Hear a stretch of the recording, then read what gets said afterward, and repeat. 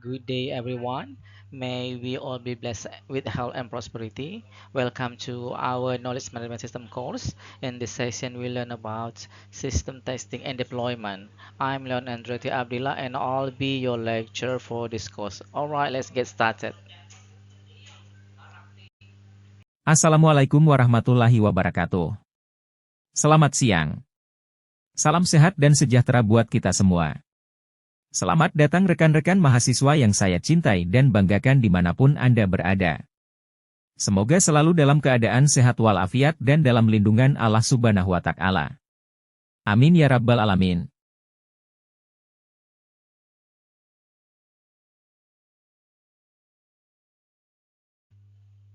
Lecture untuk mata kuliah ini adalah Leon Andretti Abdillah, saat ini sebagai Associate Professor Computer Science and Information System pada Fakulti Science and Technology. Kemudian juga bertugas sebagai asesor, reviewer, research fellow, dan editor. Asesor BKD di Kemdikbud, kemudian reviewer di Kemdikbud, research fellow INTI International University Malaysia, serta research fellow Tsinghua University Taiwan, dan menjadi editor pada sejumlah international journal dan conference. Mata kuliah yang diasuh antara lain adalah HCI, KMS, CRM, kemudian ada BPP, BPHEM, Databases, Data Structure, ERP, Information System, ITSM, Management Information System, Supply Chain Management, System Analysis and Design, Algorithm and Programming, dan lain-lain. Juga sebagai mentors, ini ada di Pablon New Zealand dan Unpad Indonesia. Kemudian ada sebagai consultant baik di bidang akademik, research, dan community, serta koordinator pada Research Center dan Enterprise System Research Group. Kita masuk ke course description ya. In the current era, good knowledge management has become a vital strategy advantage for firms in a variety of industry. Knowledge management system is a course that aims to give students a thorough understanding of the principles, techniques, and technologies involved in harnessing, organizing, sharing, and exploiting knowledge in an organizational environment. Students will investigate the diverse world of knowledge management in this course, learning how organizations may harness their own intellectual assets to improve decision-making, creativity, and competitiveness. Students will gain the information and skills needed to effectively design, deploy, and assess knowledge management system through a combination of theoretical principles and practical application. Selanjutnya baru masuk ke course objective ya.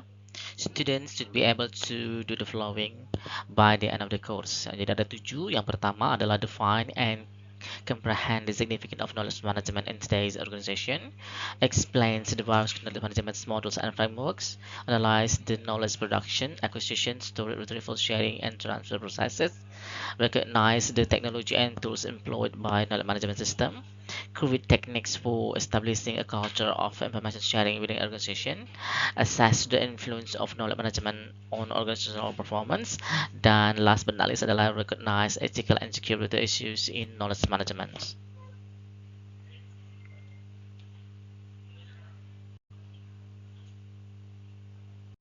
Oke, sekarang masuk ke course expectation.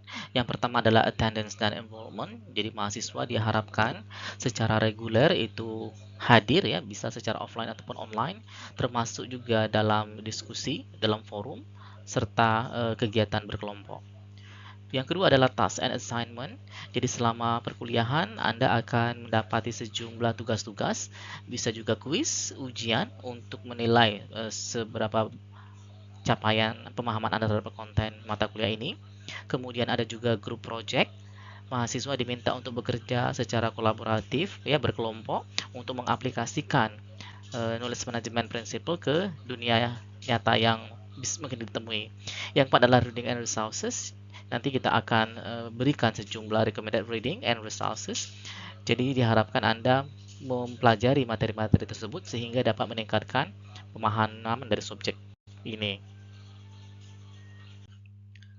Selanjutnya perlu diperhatikan juga regular office hours ya. Jadi kalau mau bertanya, konsultasi itu fokus pada jam kerja ya. Jadi saya meminimalkan kontak di luar jam kerja. Kemudian harus bersikap profesional respectful ya, baik terhadap karyawan ya, dosen, rekan-rekan dan lain sebagainya. Kemudian communication juga penting ya. Jadi kalau mau bertanya itu harus jelas dan usahakan pada waktunya. Kemudian yang kedelapan adalah ethical conduct.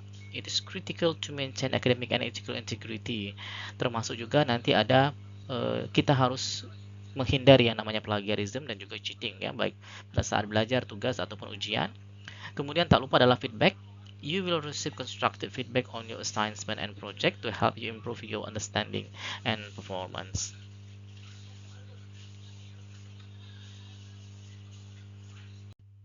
Review, kita akan tinjau kembali sejumlah materi yang sudah kita pelajari pada pertemuan sebelumnya, mulai dari KMS Life Cycle, kemudian Knowledge Codification, Pre-Knowledge Codification Question, Knowledge Codification Benefit, serta Codification Tools-nya.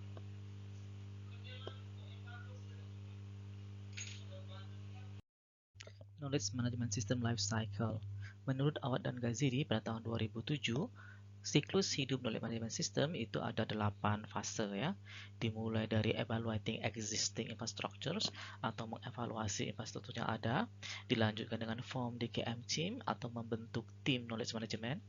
Setelah itu knowledge capture atau penangkapan pengetahuan, dilanjutkan dengan design knowledge management blueprint atau merancang blueprint dari knowledge management.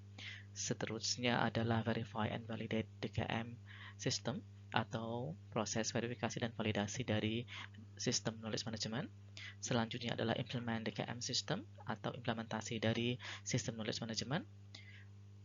Setelah itu diteruskan dengan manage change and reward structures atau mengelola perubahan serta struktur reward, dan ditutup dengan post system evaluation. Walaupun sampai 8, tetapi tidak tertutup kemungkinan akan ada semacam iterasi. Pada KM Life Cycle itu ada 2 iterasi. Iterasi yang pertama itu terjadi pada iterative rapid prototyping yang melibatkan 2 fase keempat dan kelima, yaitu pada design KM blueprint dan verify and validate di KM system. Di sini sering terjadi beberapa perubahan sampai stabil. Setelah stabil baru dilanjutkan dengan implement dan manage change sampai ke post evaluation. Dari hasil post evaluation dapat diketahui pengetahuan apa yang perlu di-capture lagi untuk kemajuan pada sistem selanjutnya. Nah, siklus ini akan terus berlangsung sampai ditentukan bahwa hasil dari knowledge management system yang dibangun itu memuaskan dari kebutuhan organisasi yang ada.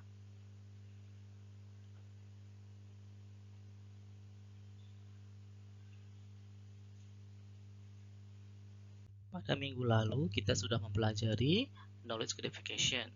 Knowledge codification itu merupakan proses converting tacit knowledge into explicit usable form, atau kita mengkonversi knowledge yang masih bersifat tacit menjadi bentuk eksplisit yang dapat digunakan. Yang kedua, bisa saja converting undocumented information into documented information, atau mengkonversi informasi atau pengetahuan yang belum terdokumentasi menjadi yang terdokumentasi.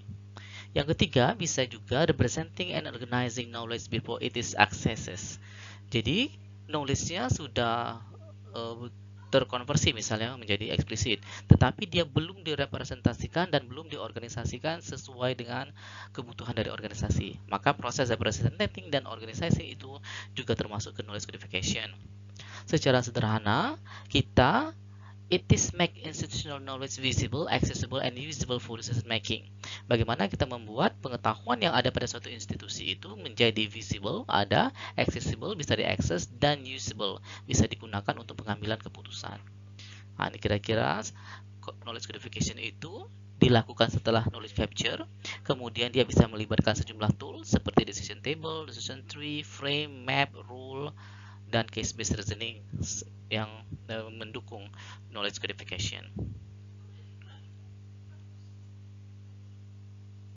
Benefit of knowledge codification atau manfaat dari kodifikasi pengetahuan. Setidak-tidaknya ada 4 manfaat. Yang pertama yaitu terkait dengan instruction atau training. Promoting training of junior personnel based on capture knowledge of senior employee. Nah, jadi knowledge codification itu sangat bermanfaat untuk mempromosikan pelatihan personel junior. Nah, jadi kalau ada personel yang baru masuk, bergabung, baik pada suatu instansi atau departemen, maka dia akan mendapatkan transfer pengetahuan dari karyawan seniornya. Yang kedua adalah terkait dengan prediction atau ramalan ya. Inferring the likely outcome of a given situation and flashing a proper warning or suggestion for corrective action, yaitu menyimpulkan kemungkinan hasil dari situasi tertentu dan memberikan peringatan atau saran yang tepat untuk tindakan korektif. Yang ketiga adalah diagnosis atau diagnosa, addressing identifiable symptom of specific causal factors, yaitu mengatasi gejala yang dapat diidentifikasi dari faktor penyebab tertentu. Yang keempat, bisa juga digunakan untuk planning atau scheduling, yaitu mapping out an entire course of action before any step are taken. Perencanaan atau penjadwalan memetakan seluruh tindakan sebelum langkah apapun diambil. Selanjutnya adalah pre-knowledge codification question. Nah, jadi sebelum kita membuat knowledge codification, ada sejumlah pertanyaan yang perlu kita jawab ya. What organizational goal will the codified knowledge serve? Nah, jadi kira-kira tujuan organisasi bagian mana yang akan dilayani oleh knowledge codification ini ya. Yang kedua, why is the knowledge useful? Kenapa knowledge yang akan dikodifikasi itu berguna bagi organisasi ya? And how would one codify knowledge? Bagaimana mengkodifikasi knowledge tersebut? Jadi jangan langsung tiba-tiba dibuat suatu fase untuk melakukan knowledge codifikasi. Jadi setidak-tidaknya 3 pertanyaan ini perlu menjadi perhatian. Dalam melakukan kodifikasi pengetahuan itu ada sejumlah tools yang bisa dipakai. Di sini ada 6 ya. Yang pertama adalah knowledge map, kemudian decision table, dilanjutkan dengan decision tree, ada juga frames, dilanjutkan dengan production rule, dan terakhir adalah case based reasoning. Ini akan dijelaskan masing-masing pada slide selanjutnya.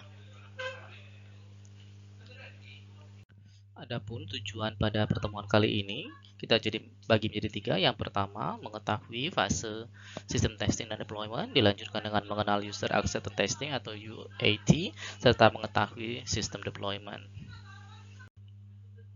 Our agenda for this session is divided into 5 subsections. Start from phase in KMS lifecycle, specific phase number 5, namely verify and validate KMS. After that, KMS testing. Then user acceptance testing or UAT. After that, system development. Last but not least is post implementation review. This session explores the critical phases of knowledge management systems, KMS, testing and deployment within the KMS lifecycle, KMSLC. It emphasizes the importance of verify and validate processes to ensure system accuracy and reliability. Detailed KMS testing methodologies are discussed, followed by user acceptance testing, UAT, to confirm that user requirements are met. The study then covers strategic system deployment approaches, ensuring smooth integration into organizational workflows. Finally, it highlights the post-implementation review phase, focusing on performance evaluation and continuous improvement to maximize KMS effectiveness and support organizational knowledge objectives.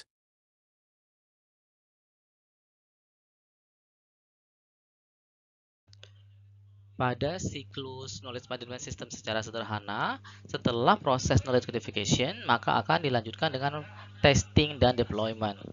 Pada proses testing dan deployment, ini akan melibatkan sejumlah hal, nanti akan dibahas pada slide-slide selanjutnya. Untuk selanjutnya, hasilnya nanti akan diteruskan pada proses knowledge sharing. Untuk testing and deployment itu ada pada fase KMS lifecycle yang kelima, yaitu verify and validate the KMS system. Adapun aktivitasnya adalah verification procedures, ensure that the system has the right function, dilanjutkan dengan validation procedures, ensure that the system has the right output, serta validation of KMS system. Sedangkan untuk deployment itu ada pada KMS lifecycle fase ke-6, yaitu implement the KMS system. Isinya dapat berupa converting a new KMS system into actual operation. Ini melibatkan konversi dari data atau file, juga bisa melibatkan user training, serta ada proses quality assurance ya, yang memeriksa reasoning errors, ambiguity, incompleteness, serta false representation. Quality assurance atau jaminan mutu. Jadi, agar knowledge management system dikembangkan itu berkualitas, perlu diperhatikan sejumlah hal. Knowledge management system should meet expectation of members represented in the KM team. Jadi, KMS itu harus sesuai dengan ekspektasi dari para anggota yang direpresentasikan pada tim knowledge managementnya. Kinerja depend highly on quality of explicit tacit knowledge stored in knowledge base. Jadi kinerja KMS nantinya itu sangat tergantung dari kualitas dari knowledge eksplisit atau tacit yang tersimpan di knowledge base yang ada. Ada 3 perspektif ya. Yang pertama, apabila dilihat dari expert, for experts, quality related to reasoning process that produce reliable and accurate solution. Bagi expert, kualitas itu sangat berkaitan dengan proses penalaran ya, yang menghasilkan solusi yang reliable dan accurate. Jadi garis bawahnya adalah reasoning prosesnya ya, proses penalarannya. Sedangkan bagi pengguna, quality relate to system easy of use and efficiency. Jadi bagi pengguna, yang namanya berkualitas itu berhubungan dengan kemudahan penggunaan sistem dan juga seberapa efisien sistem itu membantu mereka dalam mengerjakan tugas-tugas hariannya ya. Sedangkan bagi pihak knowledge developer, quality relate to how valid the knowledge sources are and how well they are codified into knowledge base. Sedangkan bagi pengembang pengetahuan, kualitas itu terkait dengan seberapa valid sumber pengetahuan yang akan diproses menjadi KMS ya, dan seberapa baik pengetahuan itu dikodifikasi menjadi knowledge base. Nah, jadi ini hal-hal yang perlu diperhatikan, bahwa quality assurance itu sangat penting, tidak hanya bagi tim, tetapi juga bagi expert, bagi user, bahkan juga bagi knowledge developer.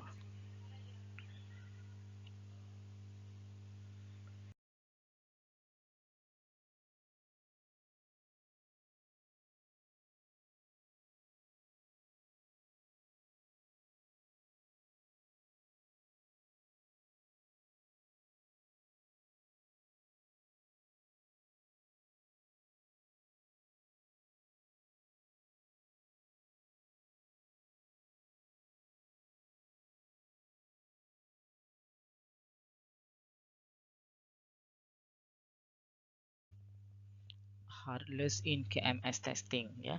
Nah, yang pertama itu adalah subjective nature of tacit knowledge, di mana tacit itu masih bersifat abstrak ya, sehingga cukup repot juga untuk mengujinya.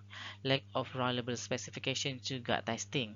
Nah, lanjut lagi, testing dari tacit knowledge itu tentu kadangkala sedikit spesifikasinya yang pas ya.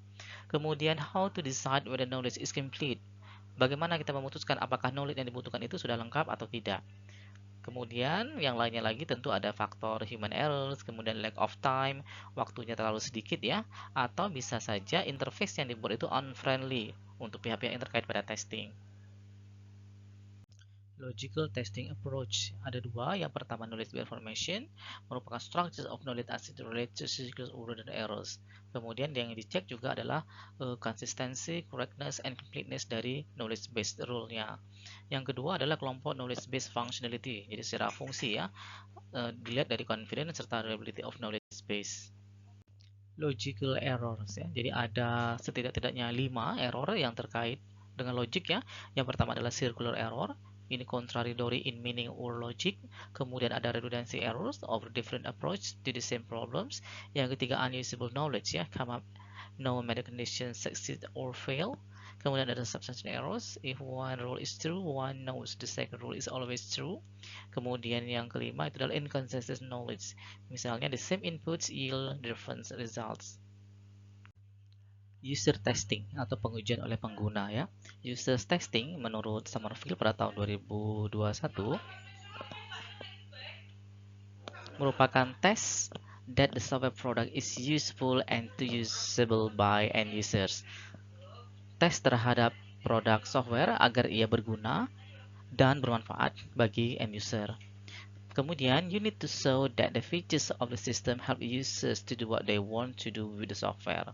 Nah, jadi sebagai pengembang itu harus menunjukkan fitur-fitur dari sistem yang dapat membantu pengguna apa yang mereka inginkan dari perangkat lunak ini ya, terutama KMS. You should also show that users understand how to access the software features and can use these features effectively. Pengembang juga harus mampu menunjukkan bagaimana pengguna mengerti cara mengakses dari fitur-fitur perangkat lunak KMS ini dan bisa menggunakan fitur-fitur tersebut secara efektif. Selanjutnya baru nanti masuk ke user acceptance testing yang lebih spesifik lagi ya.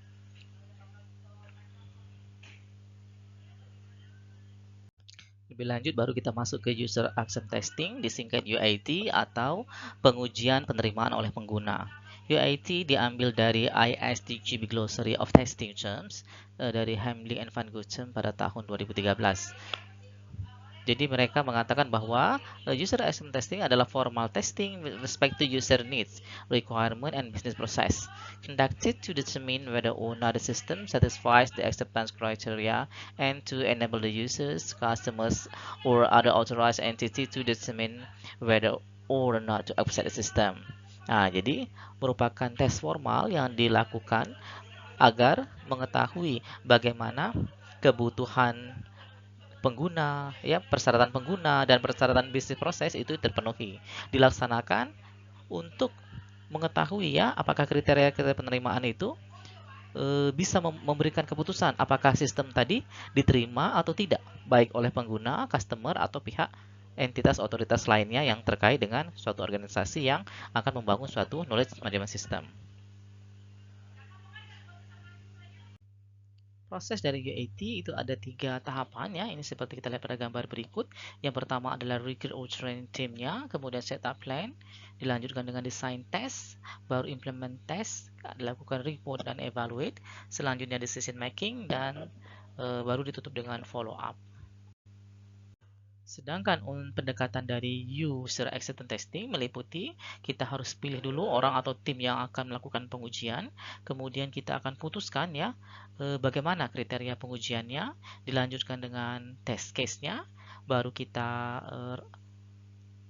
pelihara log on dari various version test yang hasil-hasil tesnya, baru setelah dilakukan sejumlah versi tesnya baru diterapkan pada tes lapangan secara real.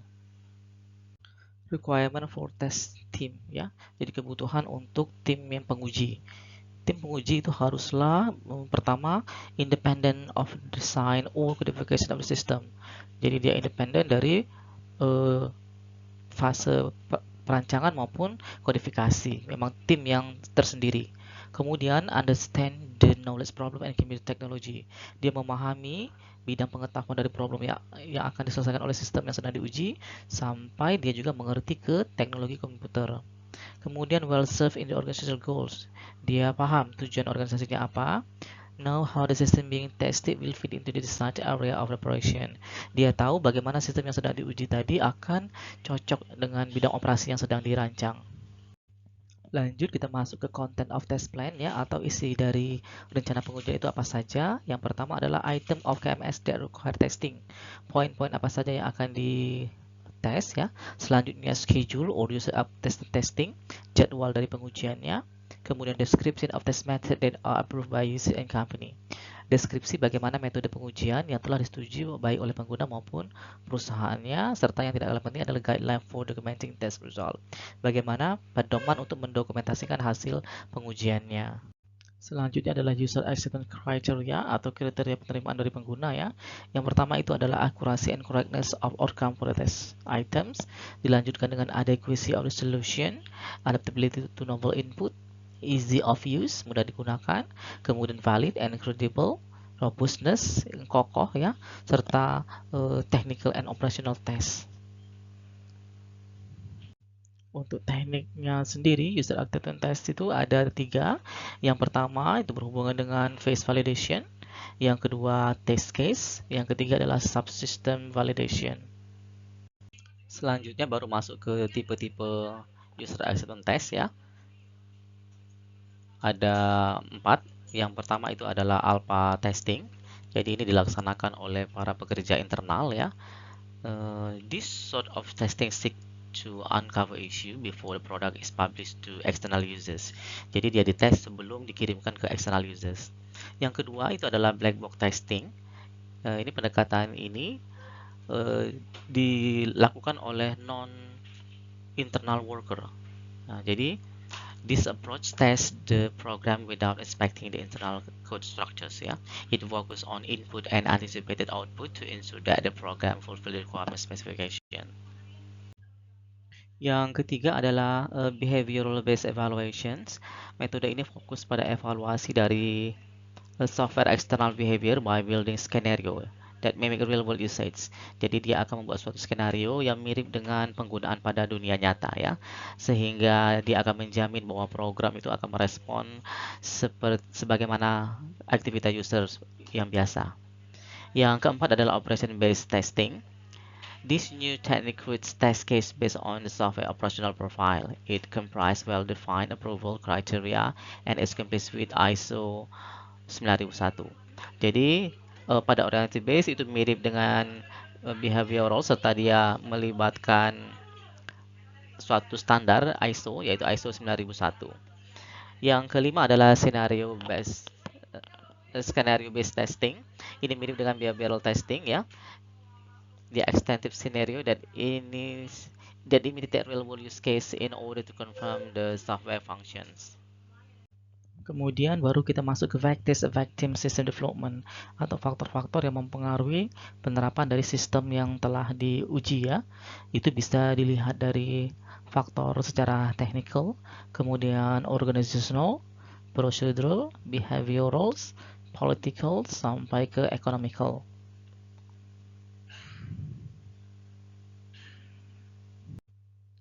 Langkah-langkah pada KMS deployment itu terbagi menjadi dua. Yang pertama itu adalah transfer of KMS from knowledge developer to the organization operating unit. Jadi yang ditransfer itu adalah sistem dari KMS yang sudah dibangun ya.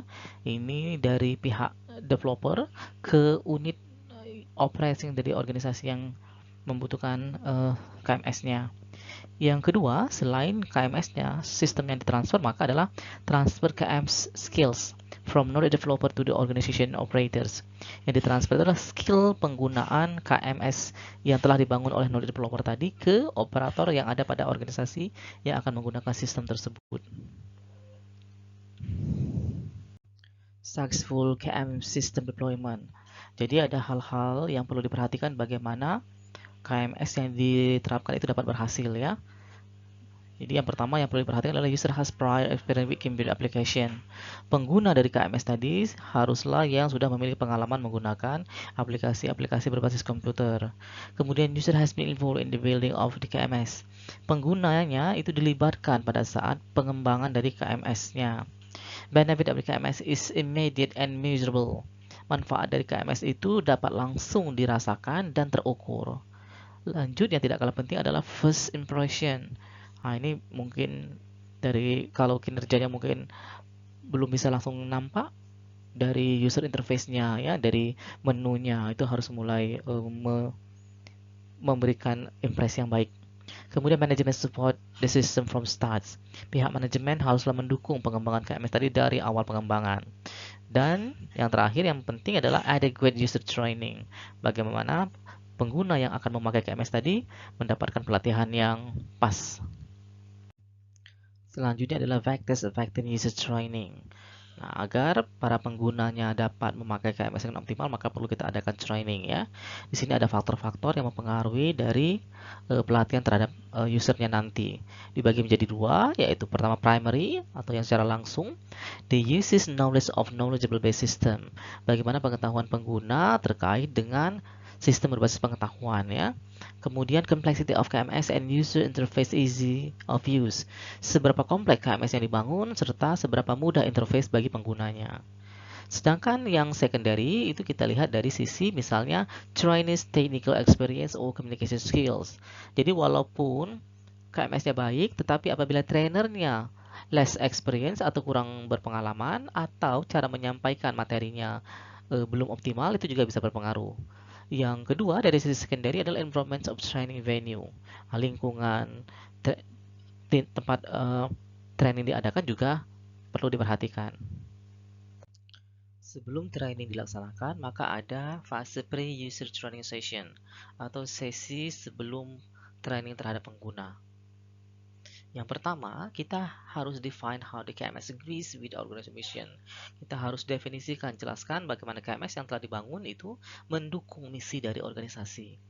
Demonstrate how the system can support organizational goals. Kita bisa demonstrasikan juga bagaimana sistem yang dibangun tadi bisa mendukung tujuan organisasi. Allocate adequate resources for the training project.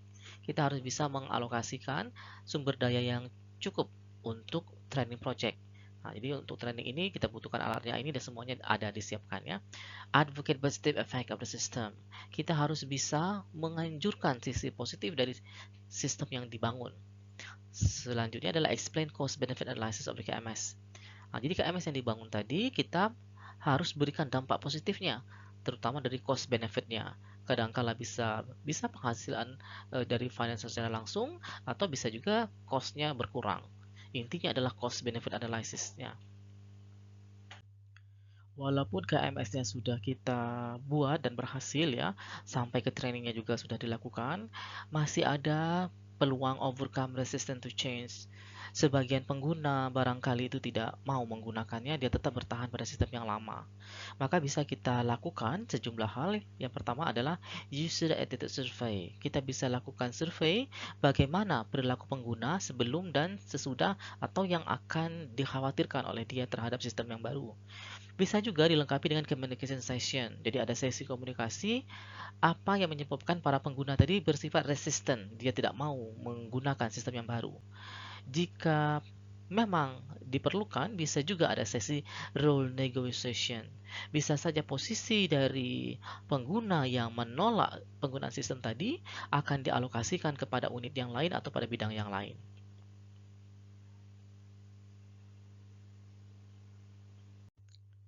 Setelah beberapa waktu sistem diterapkan, maka ada fase post implementation review atau kita akan tinjau pasca penerapan dari sistem ya. Yang pertama yang dilihat itu adalah how KMS has changed accuracy or timeliness of decision making. Bagaimana KMS yang dibuat tadi mempengaruhi tingkat akurasi dan ketepatan waktu dari pengambilan keputusan. Jadi harusnya lebih tepat dan lebih cepat kecenderungannya ya, lebih baik. Selanjutnya adalah how KMS has affected attitude of end users. Bagaimana perilaku end user setelah menggunakan sistem, itu juga dilihat. Selanjutnya adalah whether the system has caused constructive organizational change. Apakah KMS yang dibangun tadi telah menyebabkan perubahan yang bersifat konstruktif membangun bagi organisasi. Dan yang tidak kalah pentingnya adalah whether the system has benefit the operational cost ya. Bagaimana KMS yang dibuat itu memberikan manfaat terutama pada biaya operasinya ya. Jadi biaya operasinya cenderung bisa lebih hemat gitu ya.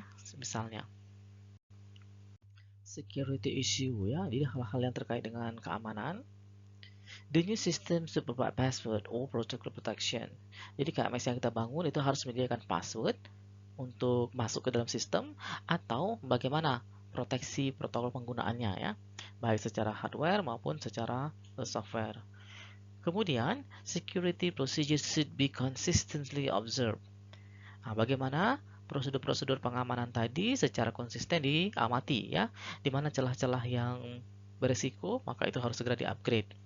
Kemudian access should be restricted regarding update of the knowledge base. Akses harus sangat-sangat terbatas terkait dengan update knowledge base. Karena knowledge base ini akan menjadi fondasi bagi jalannya KMS sampai ke bagian pengambilan keputusan. Sehingga knowledge base yang terbenam itu harus benar-benar valid dan sangat aman ya.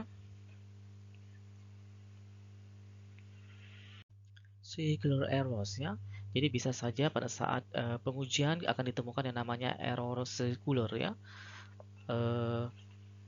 yang berulang ya, atau dia membentuk lingkaran dalam ilustrasi seperti ini.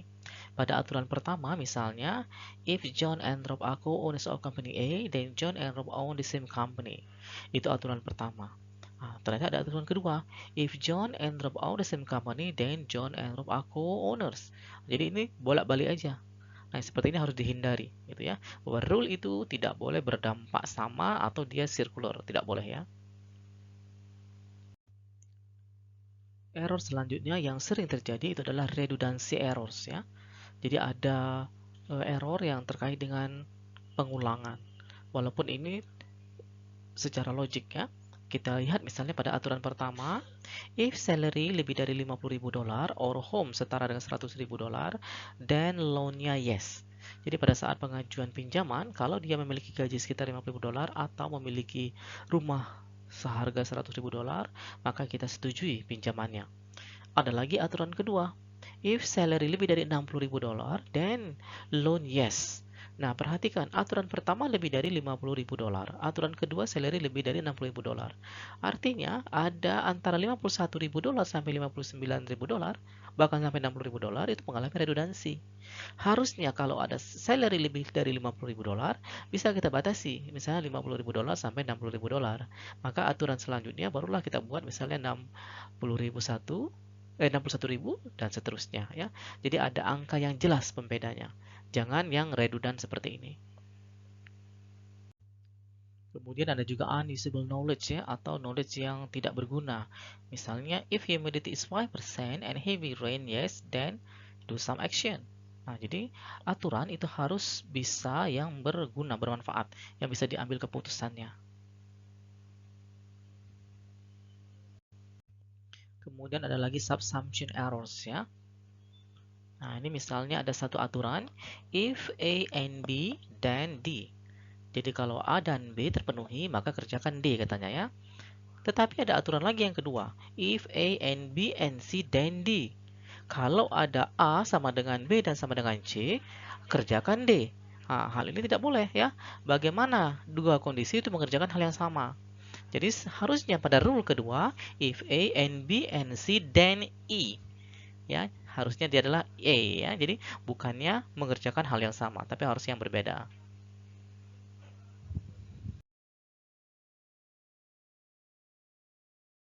This chapter on system testing and deployment highlights the crucial phase in the Knowledge Management System Lifecycle, KMSLC, dedicated to verifying and validating the system.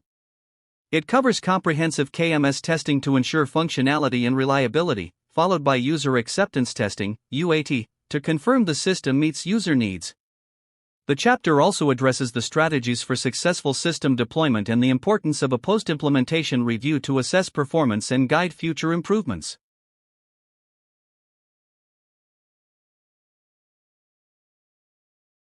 Oke, kita sampai pada assignment atau penugasan ya. Pada assignment kali ini, Anda diminta untuk membrowse user acceptance testing questionnaire ya, dilengkapi dengan gambar, kemudian cantumkan sumbernya di referensi pada perpustaka. Setelah itu kalian simpan assignment tersebut di Word dengan kode KMS, kemudian tahun ajaran, semesternya, nama kelas, dalam kurung UAT ya, group name-nya apa. Seperti biasa, store di Dropbox dan paste URL dari Dropbox tersebut ke dalam submit URL yang ada di e-learning atau di grup kita. Berikut merupakan referensi yang terpakai pada pertemuan kali ini.